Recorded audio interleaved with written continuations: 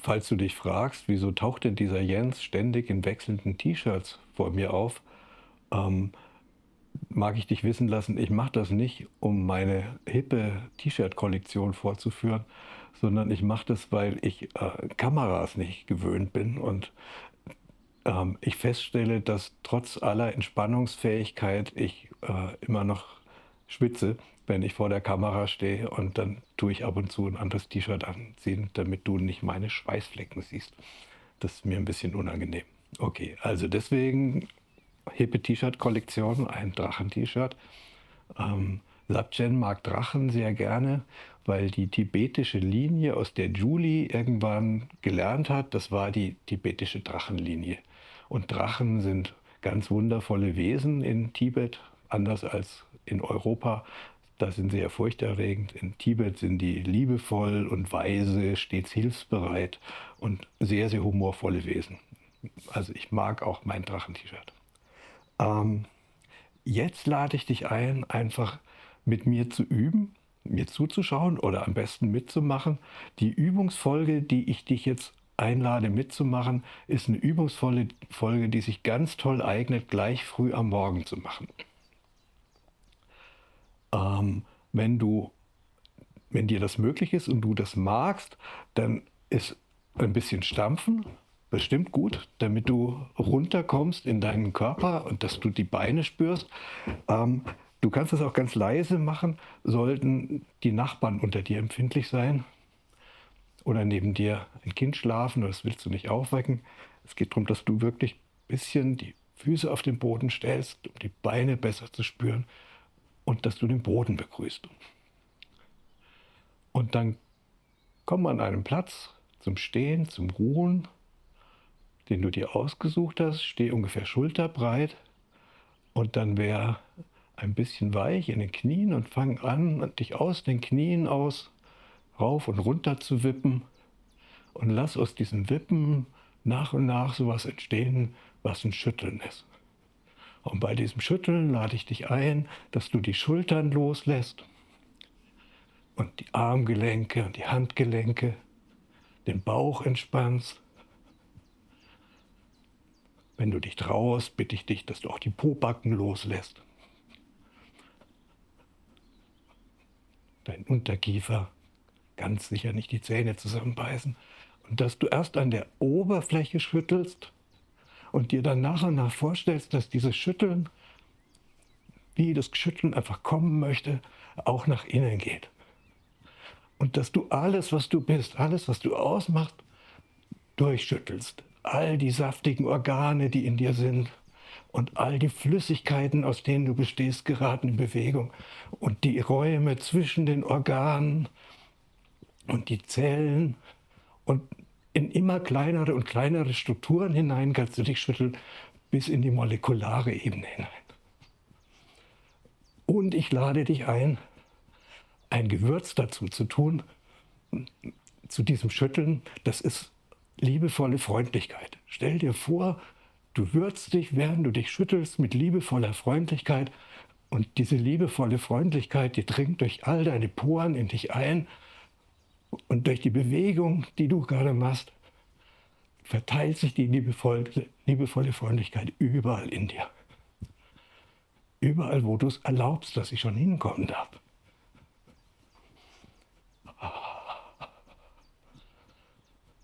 Wie lange schüttelt man?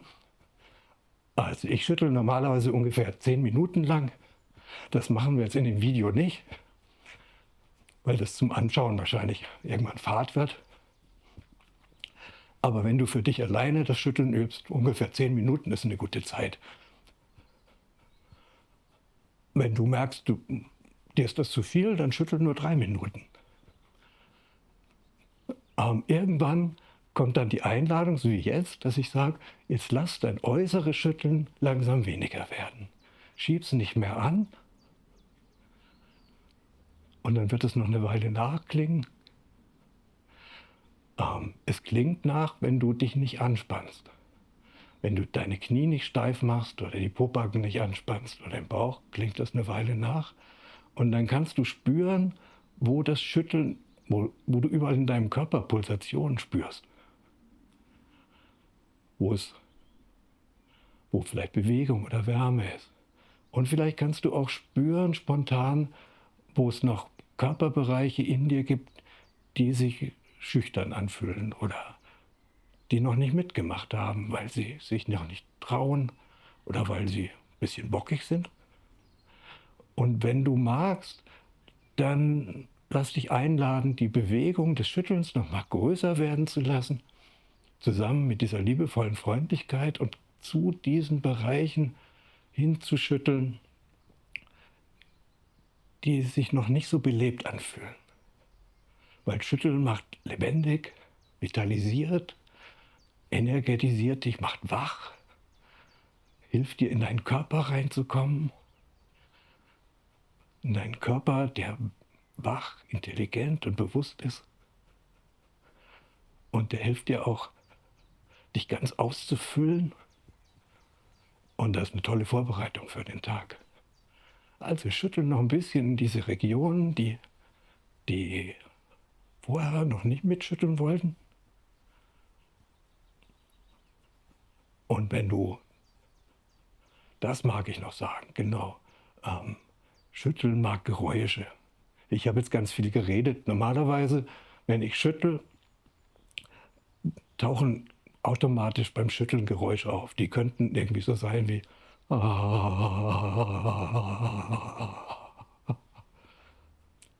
ich weiß aber von vielen Leuten, die mit dem Schütteln anfangen, dass sie sich noch nicht trauen, Geräusche zu machen. Also kannst du die Geräusche auch stumm machen, aber wenn du Spaß oder Vergnügen an Geräuschen hast, dann lass einfach welche zu.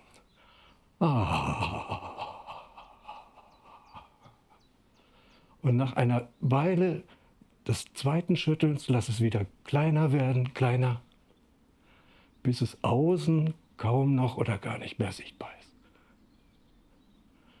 Und spür der inneren Bewegung für einen Moment nach. Ich bin sicher, es gibt eine innere Bewegung. Vielleicht eine erste Welle von Wohlbefinden.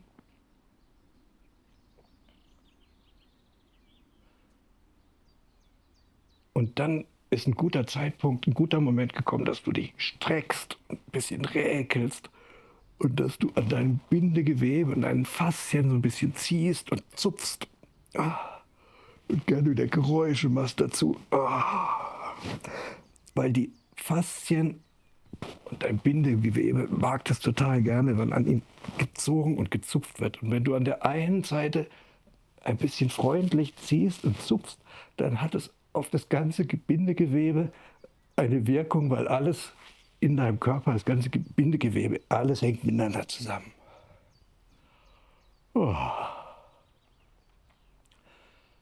Im Sabchen tun wir auch Seufzen.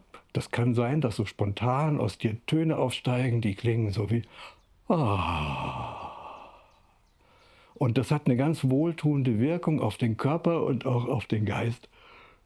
Instinktiv tun Menschen, die seufzen, eigentlich ganz was Richtiges. Es kann auch sein, dass Gähnen aufsteigt. Und Gähnen ist sowieso großartig.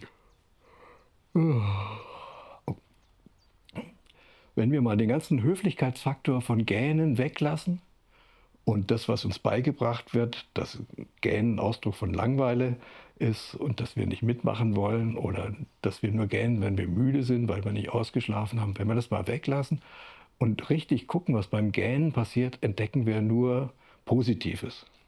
Weil Gähnen entspannt den Mund und den Rachenraum, es entspannt den gesamten Nacken bis hoch in die Basis deines Gehirnes.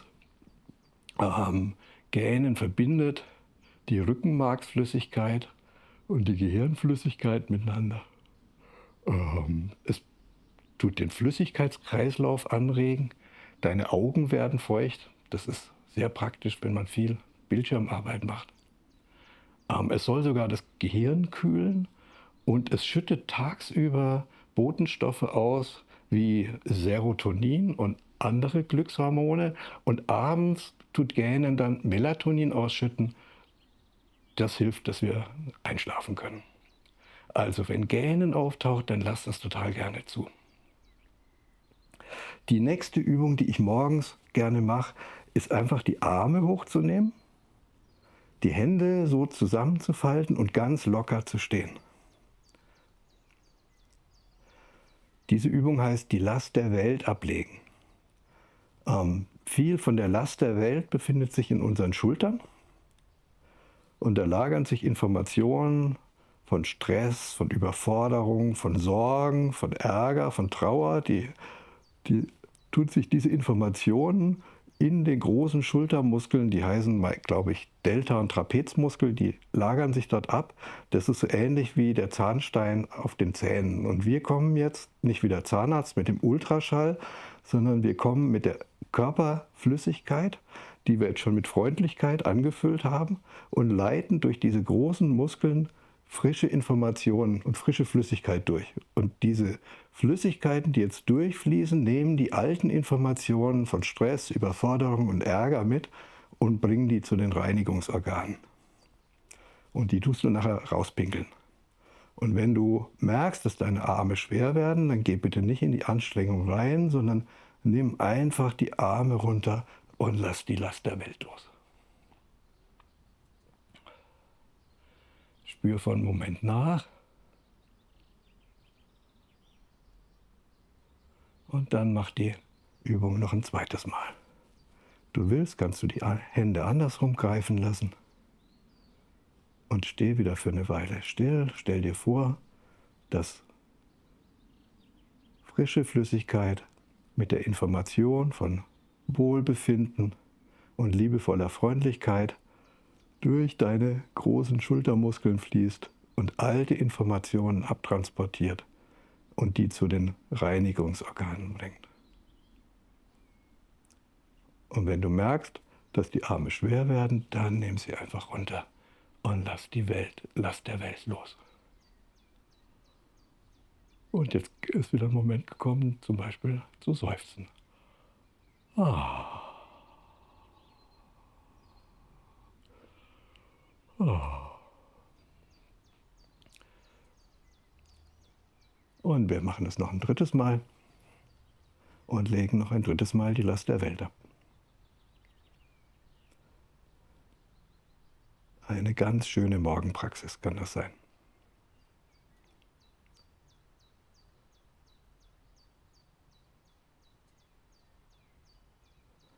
Und die Hände runter und die Last der Welt ablegen.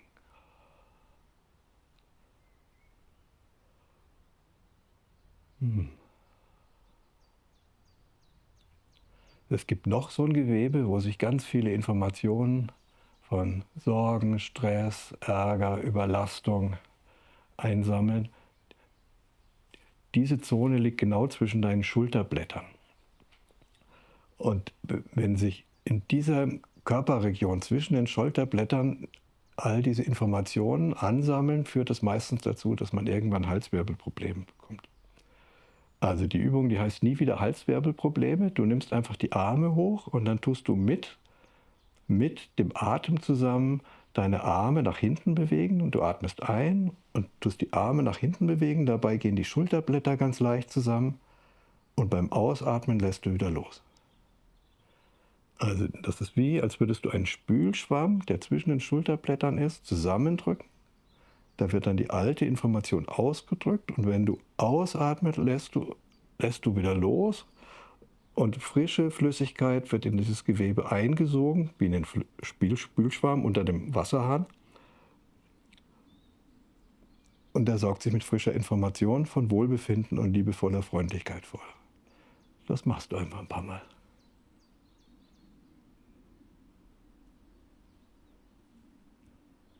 Also wenn du schon Halswirbelprobleme hast, dann ist es so, dass nicht viel hilft, sondern dass immer wieder das allmähliche Üben dieser Übung hilft dir, das Gewebe zwischen den Schulterblättern langsam zu reinigen, dass deine Halswirbelprobleme weniger werden. Am besten hast du noch gar keine gehabt und du wirkst auf eine gute Art und Weise vor. Und dann lass die Arme einfach wieder fallen. In die Routine der Morgenübungen passt ganz wunderbar auch noch die Übung der Geier. Streck also deine Arme aus und stell dir vor, dass du eine Königsgeierin oder ein Königsgeier bist. der auf einem Baum am Rande der Wüste sitzt. Du breitest deine Flügel aus, nachdem gerade ein Regenschauer deine Flügel ein bisschen nass gemacht haben. Die Sonne kommt raus und du lässt deine Flügel in der Sonne trocknen. Du kannst sie auch ein bisschen rauf und runter bewegen. Damit streichelst du die Gewebe und die Muskulatur hinter deinem Herzen. Und wenn dann die Arme ein bisschen schwerer werden, zieh sie an dich ran und beginne dann eine langsame, drehende Bewegung um deine Körpermitte. Und mit dieser Bewegung streichelst du alle Gewebe, die rund um deine lebenswichtigen Organe in deinem Brustraum sind.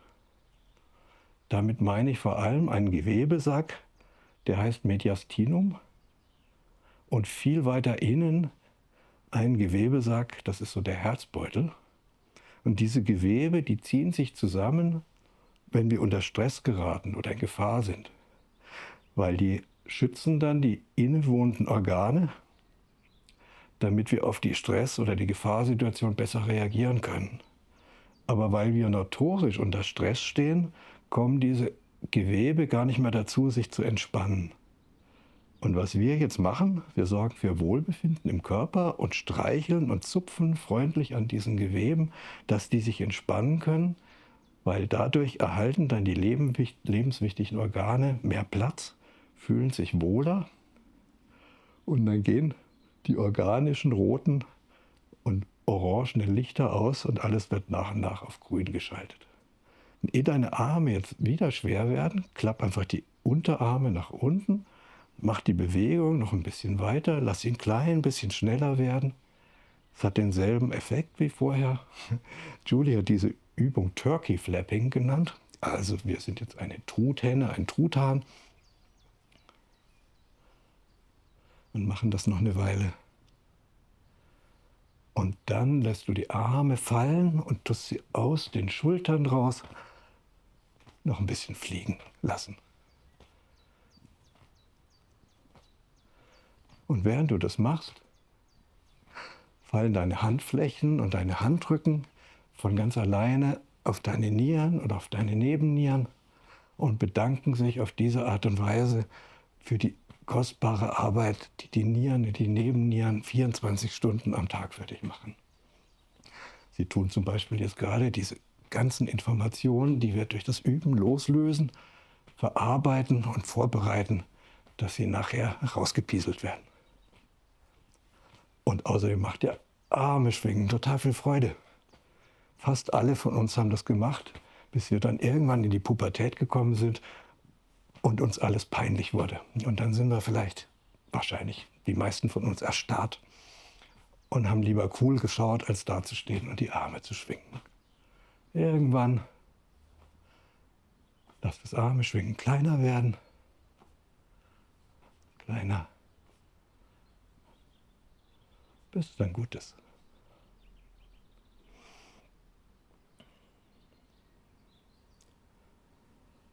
Und nach dieser Übungsfolge mache ich am Schluss jeden Morgen eine Übung, die heißt Hocken. Da gehe ich ganz tief in die Hocke. Wenn du mit den Füßen am Boden bleiben kannst, dann mach das. Wenn die Fersen nach oben gehen, ist das auch in Ordnung. Streck die Arme vor dich, nimm den Kopf dazwischen und streck dich ganz lang. Und die Übung, die hilft dir, dein Becken zu öffnen und was für deine Basis zu tun. Weil wir brauchen eine gute Basis, damit wir uns wohlfühlen können. Und diese Arme nach vorne strecken, das hilft dir, dass Raum in die Wirbel deiner Lendenwirbelsäule kommt. Und das beugt ein bisschen Lendenwirbelprobleme vor. Und weil das anstrengend ist, was wir hier gerade machen, können wir ein bisschen dazu ächzen und stöhnen. Das ist wirklich eine der ganz wenigen anstrengenden Übungen, die Julie uns gegeben hat. Und zwischendrin kannst du einfach mal die Beine ausstrecken und den Oberkörper nach unten hängen lassen. Einfach hängen lassen.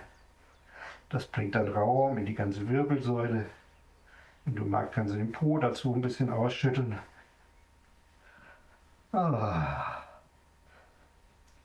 ein bisschen seufzen, ein paar A's in den Raum schicken. Und dann lade ich dich ein, nochmal in die Hocke zu gehen und nicht zu strecken und zu stöhnen und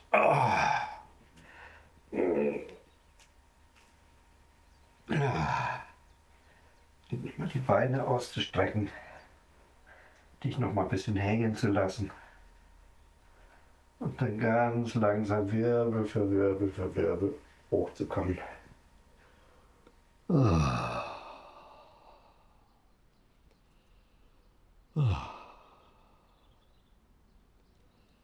Es gibt jetzt zwei Möglichkeiten, diese Übungsfolge abzurunden oder zu beschließen.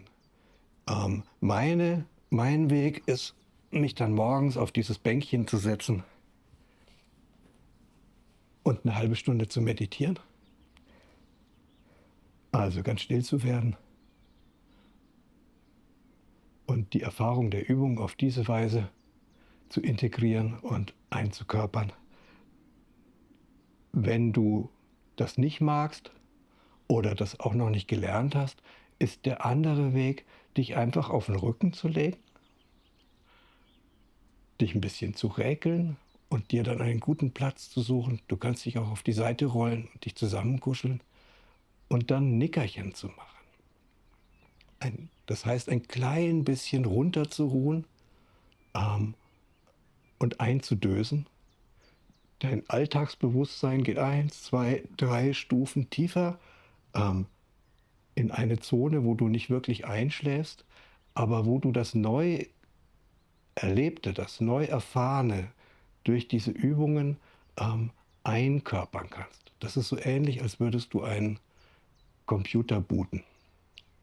Wenn wir Neues lernen und wir tun das nicht integrieren, nehmen uns keine Zeit dafür, dann ist das nur Stress für uns. Dann war das Lernen anstrengend und das danach ist auch stressig.